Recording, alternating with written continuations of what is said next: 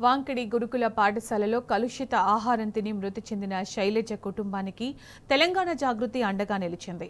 కూతురు చనిపోయిందనే బాధ నుంచి శైలజ పేరెంట్స్ కోలుకోలేకపోతున్నారు. శైలజ తల్లిదండ్రులు దినసరి కూలీలు, పనిచేస్తే కానీ రోజులు గడిచే పరిస్థితి లేదు. శైలజ చనిపోయిన తరువాత ఆదుకునే నాథుడే లేరు. తెలంగాణ జాగృతి నేత చంద్రశేఖర్ శైలజ పేరెంట్స్ గురించి ఎమ్మెల్సీ కవిత దృష్టికి తీసుకొచ్చారు. దాంతో కవిత స్పందించి 2 లక్షల ఆర్థిక సాయం అందజేస్తానని ప్రకటించారు.